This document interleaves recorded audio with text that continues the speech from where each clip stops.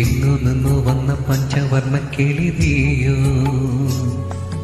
ഇന്നും എന്നെ എന്ന് ചൊല്ലുവാനോ ഇഷ്ടമേറെ. നീ എൻ മുളം തണ്ടേ ചുംബിച്ചിരുന്നു പണ്ടേ മൗനസ്വരമാ ജന്മങ്ങളിൽ മോഹം കൈനീട്ടുന്നു വീണ്ടും. തങ്കക്കിനാവിൽ ഒന്നിച്ചിരുന്നു കണ്ണിൽ തിരി തെളിക്കാന് നെഞ്ചോരം നാളം തേടിയും നിസ നിസ ഗസ നിസ ഗ